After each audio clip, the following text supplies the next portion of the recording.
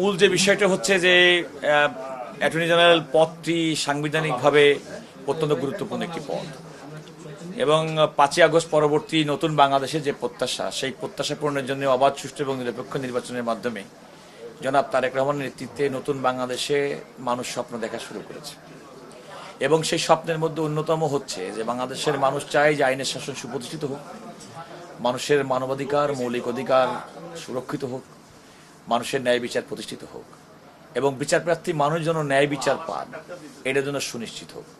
তো আমার দায়িত্ব হবে রাষ্ট্রের পক্ষে অ্যাটর্নি জেনারেল হিসেবে মানুষের এই যে মৌলিক যে বিষয়গুলো সেগুলো সুনিশ্চিত করার ক্ষেত্রে সহযোগিতা করা। আমি সবসময় যে কথাটি বলে থাকি, এখনই সে কথা বলছি, একজন আইনজীবী মানুষের বিচার পাওয়ার ক্ষেত্রে সহযোগিতা করে মাত্র।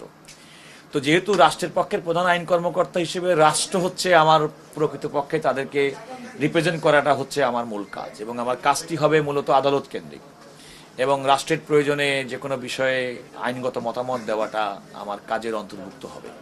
তো সেক্ষেত্রে মতামত দেওয়ার ক্ষেত্রে আদালতে আমার দায়িত্ব পালনের ক্ষেত্রে আমার মূল ফোকাস হবে যেন ন্যায় বিচার সুপ্রতিষ্ঠিত হয় এবং এই ন্যায় বিচার সুপ্রতিষ্ঠিত হওয়ার জন্যে যেটা করণীয় আমি সেটা করব এবং আমার দীর্ঘদিন পর্যন্ত যে আমার আইন পেশার যে অভিজ্ঞতা এবং আমি মনে করি যে সততা পেশাদারিত্বের ভিত্তিতে আমার নিজেকে যেভাবে গড়ে তুলেছি তার পূর্ণাঙ্গ প্রতিফলন ইনশাল্লাহ আমি আমার এই পদে দায়িত্ব পালনের ক্ষেত্রে আমি দেখাতে করতে সক্ষম হব। অ্যাপিলেট ডিভিশনে 3-4 বছর আগে আপনি একটা শুনানি সভা এরকম বলেছিলেন যে রাষ্ট্রের যিনি প্রধান আইন কর্মকর্তা থাকেন তিনি আসলে রাষ্ট্রীয় আইন কর্মকর্তা হন, কিন্তু তখনকার অ্যাটর্নি জেনারেল সরকারের আইন কর্মকর্তার মতো কাজ করেছে। তো এখন তো সেই জায়গাটা আপনি আসছেন, আপনার ক্ষেত্রে কি? দেখুন, আমি যে কথাটি আগে বলেছি সেখান থেকে আমার অবস্থান বিন্দুমাত্র পরিবর্তন হবে না, কারণ সাংবিধানিকভাবে রাষ্ট্রের পক্ষের প্রধান আইন কর্মকর্তা হিসেবে রাষ্ট্র হচ্ছে আমার কাছে মূলত আমার, আপনারা যদি বাংলায় বলেন মক্কেল, ইংরেজিতে বলবেন ক্লায়েন্ট। রাষ্ট্রের স্বার্থ রক্ষা করাটা হচ্ছে মূল দায়িত্ব হবে এবং রাষ্ট্রের স্বার্থ শুধুমাত্র কিন্তু কোনো বায়বীয় বিষয় না। এই রাষ্ট্রের জনগণ এই রাষ্ট্রের অন্যতম নিয়ামক শক্তি। সুতরাং জনগণ যেন কোনো কারণে ন্যায় বিচার ক্ষেত্রে বঞ্চিত না হয় সেটি সুনিশ্চিত করাটা হবে আমার অন্যতম কাজ।